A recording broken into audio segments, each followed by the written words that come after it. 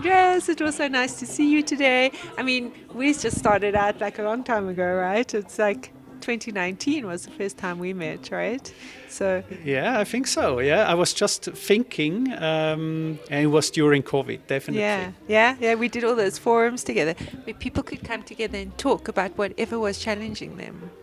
That's right. Our first measure that we took was okay. Let's just set up 2, 3 ad hoc Yeah, video meetings yeah, of working parents, and let's exchange how we are doing yeah. in this really strange environment. Yeah. It started off with 3, and I think we did 8 in the end, right, or something Yeah, like that. I can't recall, but it was really good. Yeah.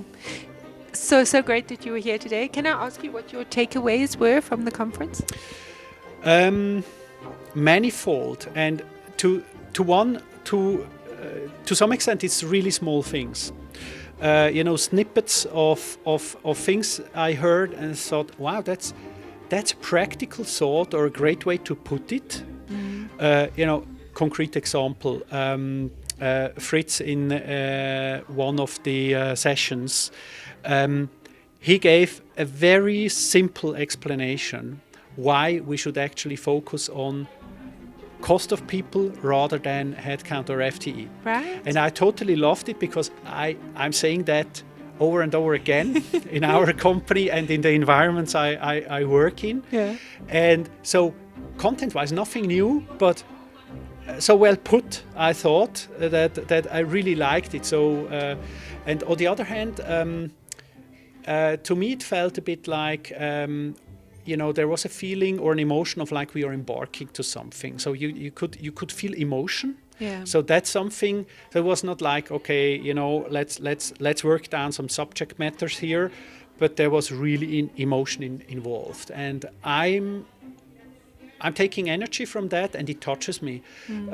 So you could hear it in the voices, some voices that are breaking, and you could really feel this goes to the core of life, of who we are, right? Exactly. And I believe for me that was meaningful, because you sit many times in some meetings or conferences where you think, yes, intellectually interesting, but what does it have to do with my life? And I'm a working dad with 3 boys. Yeah. So absolutely. Yeah. Oh, I love that, because it's like that's what we want, right? We want to be moved. We want to feel it in our hearts, right? And I think today was that. At least that's what I saw. I loved that. So thank you so much for sharing that. But I love what you said. I mean, yeah, I think you always say to me, everybody belongs to a family. Everybody is a child of someone. Yeah. Yes, that's Everybody right. Everybody belongs to family. You used to say that to me, and I that's always right. say that now since then. And so, and I think the topic of family, it moves people. It's core to who we are, right? That's the center of where we go out from.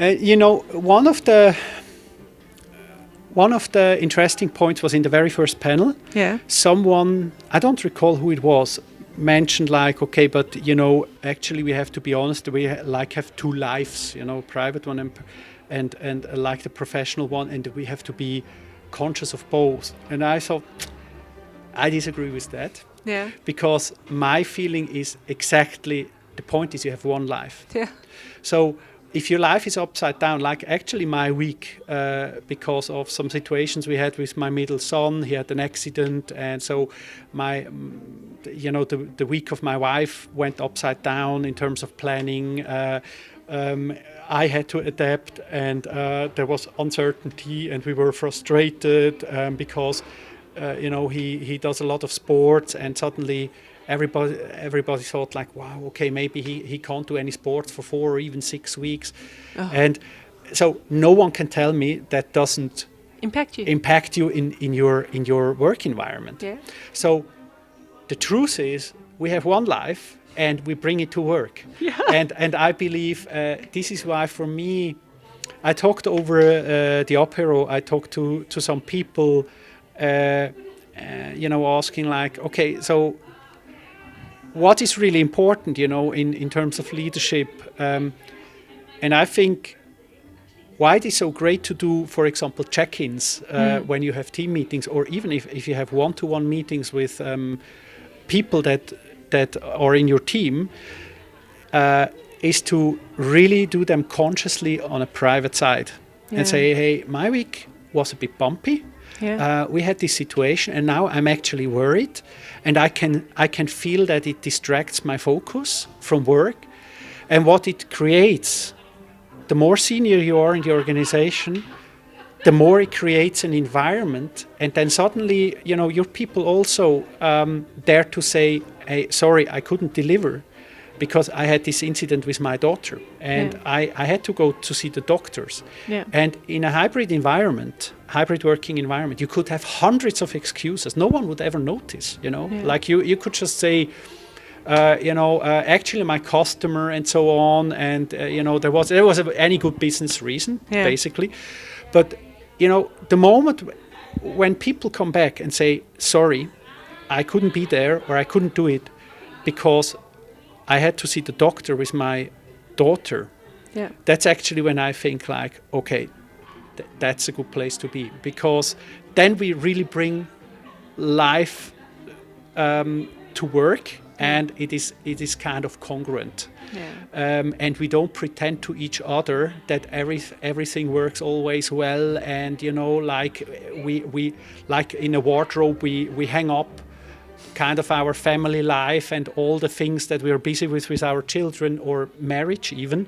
We hang them up like in a wardrobe when we come to the office. So I don't believe in that, and so that's something I try to instill in the environment. And I know that you do that by sharing and being open and vulnerable. I know that from you, and I can know how much that must mean to people in your team.